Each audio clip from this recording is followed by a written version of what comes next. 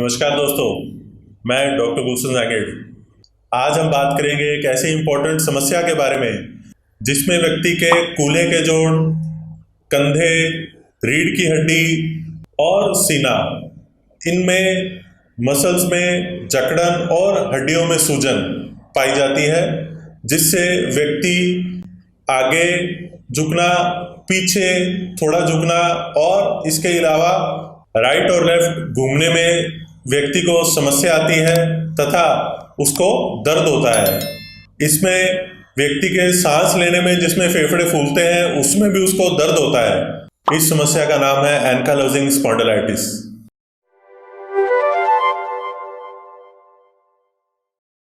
इसको रीढ़ की हड्डी का गठिया भी कहा जाता है। इसमें व्यक्ति के रीढ़ की हड्डी के निचले हिस्से से दर्द शुरू होता रीढ़ की हड्डी को, पूरी रीढ़ की हड्डी को अपने जद में ले लेता है और इसके साथ कूल्हे के जोड़ और कंधों को भी इसमें दिक्कत होती है। शरीर आगे की तरफ झुक जाता है। एंकालोजिंग स्पॉन्डिलाइटिस दो शब्दों का मेल है। ये एक ग्रीक भाषा का शब्द है जिसमें एंकालोजिंग का मतलब है शरीर के छोटे छोटे जोड़ों का आपस में जुड़ना, जुड़ने के बाद मुड़ जाना।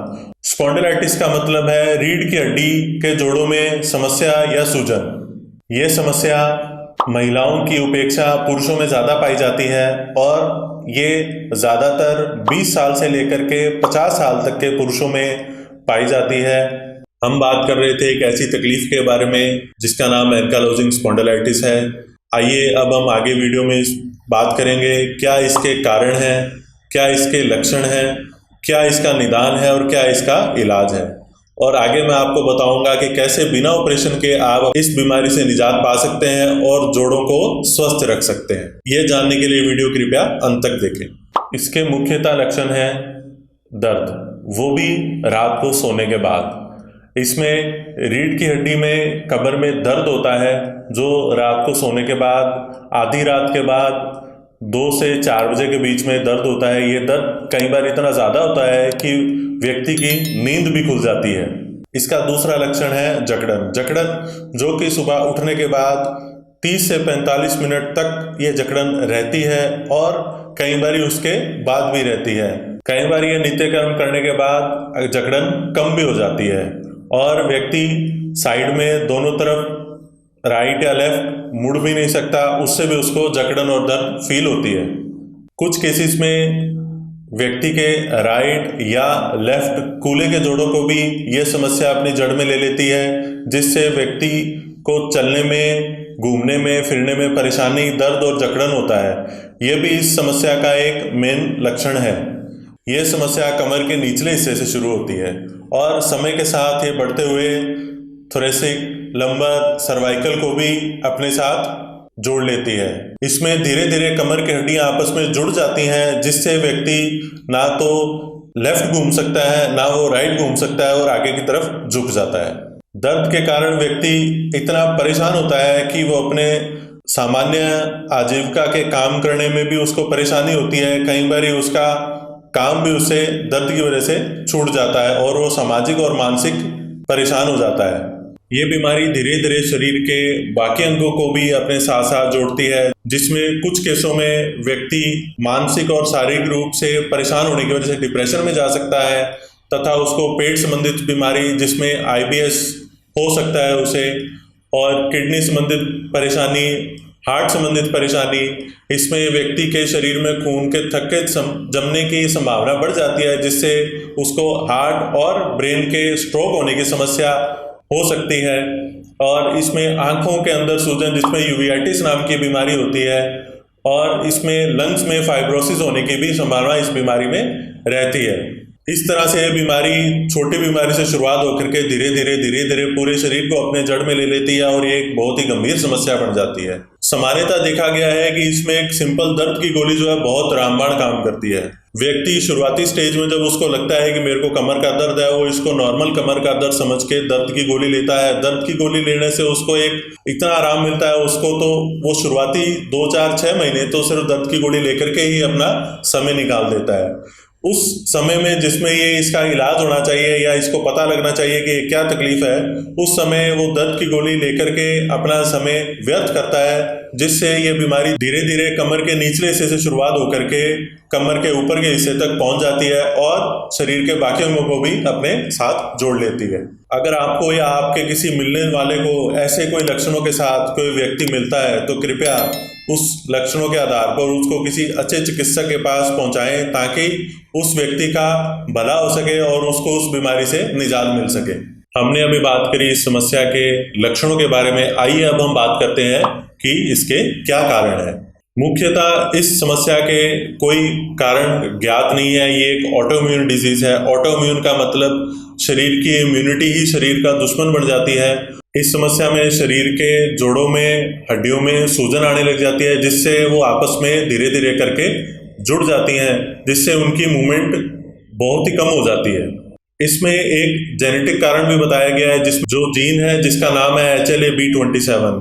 ये जरूरी नहीं है कि जिसमें HLA-B27 जीन पाया जाता है वो व्यक्ति इस बीमारी के जद में आएगा ही। जिस व्यक्ति में जीन पाया जाता है उस व्यक्ति को ये समस्या होने के चांसेस बढ़ जाते हैं। बहुत से लोग हैं जिनमें HLA-B27 पॉजिटिव रहता है परंतु उनको जोड़ संबंधित कोई प्रॉब्लम नहीं रहती है। आइए अब हम बात करेंगे इसके डायग्नोसिस के बारे में। कौन कौन से आप टेस्ट करवा करके जान सकते हैं कि आपको ये तकलीफ है कि नहीं। इसमें पहले डायग्नोसिस की बात करें तो पहला जो हमने बात करी कि HLA-B27, पहले तो ब्लड की जांच करवानी चाहिए जिसमें पता लगे कि शरीर में HLA-B27 जीन है कि नहीं। अगर ये जीन पॉजिटिव आता है तो लक्षणात्मक इलाज करना चाहिए। इसके अलावा CBC, CRP, ESR, इसके अलावा हड्डियों की स्थिति देखने के लिए एक्सरे और जरूरत पड़ने पर MRI भी करवाई जा सकती है। MRI की और एक्सरे की जांच देख करके हड्डियों और मांसपेशियों की स्थिति देखी जाती है कि उनमें कितना नुकसान पहुंच चुका है या उनमें कितनी सूजन है। आइए अब हम बात करेंगे इसके इलाज के बारे में। इलाज की अगर हम बात करें तो इलाज में मुख्यतः व्यक्ति जो इस रोग से ग्रसित है उसकी पेन मैनेजमेंट, क्योंकि दर्द और जकड़न ही इसमें मुख्य लक्षण होते हैं। पेन मैनेजमेंट ही इसमें सबसे पहला स्टेप है। पेन मैनेजमेंट में दर्द उसको कहाँ और किस जोड़ में है उसके अनुसार उसकी दर्द और सूजन कम करने के लिए कुछ दवाइयाँ दी जाती हैं, जिससे वहाँ के जोड़ का दर्द और सूजन कम होती है और व्यक्ति अपने दैनिक कार्य करने में धीरे धीरे सक्षम होता है। इसके अलावा रीढ़ की हड्डी की लचीलेपन को बरकरार रखना। रीढ़ की हड्डी के लचीलेपन को बरकरार रखने से व्यक्ति आगे पीछे और दाएं बाएं अपनी रीढ़ की हड्डी को घुमा सकता है और अपने नित्य कर्म कर सकता है। रीढ़ की हड्डी और शरीर के बाकी जोड़ों का लचीलेपन बनाए रखने के लिए एक्सरसाइज ही इसमें मेन इलाज है। शरीर के सभी जोड़ों को जरूर हिलाएं और योग और प्राणायाम का सहारा लें। इसमें मुख्यतः योग आसन जो हम कर सकते हैं, इसमें भुजंगासन, सूर्य नमस्कार, प्राणायाम, अधोमुक्तासन, दंडासन, बलासन। इन आसनों करने से शरीर के जोड़ों और मसल्स की स्ट्रेचिंग होती है। स्ट्रेचिंग करने से वहां पर ब्लड सर्कुलेशन की इंप्रूवमेंट होती है और शरीर की रीढ़ की हड्डी और बाकी जोड़ों के लचीलेपन बढ़ने में सहायक रहते हैं ये। इसके अलावा व्यक्ति अगर कोई भी प्रकार का नशा करता है तो उसको वो नशा छोड़ना रहेगा, जिसमें मादक पदार्थ जैसे बीड़ी, सिगरेट, तंबाकू, शराब, ये इस बीमारी अगर उस व्यक्ति को है तो उसकी स्थिति को और गंभीर बना देते हैं अगर वह व्यक्ति नशा नहीं छोड़ता है तो। नशे करने वाली चीजों से या मादक पदार्थों के सेवन करने से शरीर में दर्द और सूजन पैदा करने वाले तत्व बढ़ते हैं। बीमारी आगे कौन सी स्टेज पर पहुंच चुकी है, उसके शरीर के कौन कौन से अंगों पर उसका प्रभाव चला गया है, जिसके लिए उसकी लीवर, किडनी, लंग्स, स्किन और आंखों की जांच करके अगर उसमें कोई तकलीफ आती है तो उस अनुसार उसका चिकित्सक से इलाज लिया जाना चाहिए।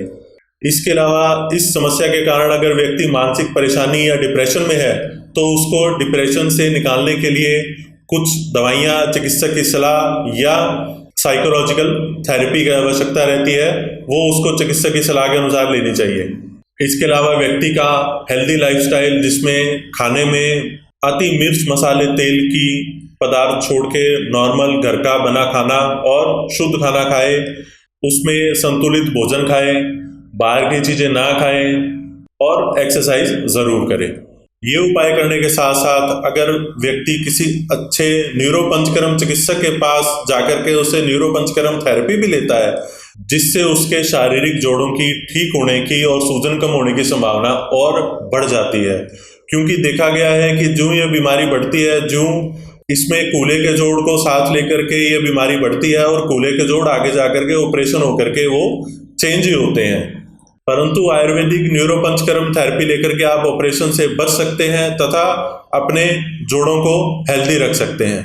आयुर्वेदिक न्यूरोपंचकर्म थेरेपी जिसमें स्नेहन, स्वेदन, बस्ती और मसाज कर्म, जिसमें भिन्न भिन्न प्रकार के दर्द निवारक तेलों से शरीर की और जोड़ों की मसाज की जाती है, जिसमें जो टॉक्सिन्स हड्डियों और जोड़ों को आपस में सूजन पैदा कर रहे हैं, वहाँ ये थेरेपी से वो टॉक्सिन्स वहाँ से रिलीज होते हैं और ब्लड सर्कुलेशन वहाँ का इम्प्रूव होता है।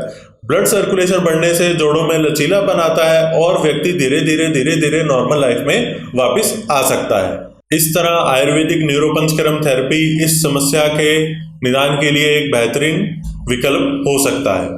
अगर किसी व्यक्ति को मुझसे कोई सलाह लेनी हो तो कृपया अपनी वो रिपोर्ट्स स्क्रीन पर दिए गए नंबरों पर या एक ईमेल आईडी वहां पर आपको दिख रही होगी, उस पर आप मुझे मेल या व्हाट्सएप कर सकते हैं। समय मिलने पर उसका उचित जवाब दिया जाएगा। आज हमने एक ऐसी समस्या के बारे में बात की जो शुरुआत तो रीढ़ की हड्डी के निचले हिस्से से होती है और धीरे धीरे वो शरीर के बहुत से अंगों को अपने साथ ले लेती है और व्यक्ति को मानसिक और शारीरिक प्रताड़ना देती है। अगर आप मेरे द्वारा बताई गई इस जानकारी से संतुष्ट हैं तो कृपया वीडियो को लाइक करें, चैनल को सब्सक्राइब करें और वीडियो को आगे लोगों तक शेयर करें ताकि बाकी लोगों का भी भला हो सके। धन्यवाद।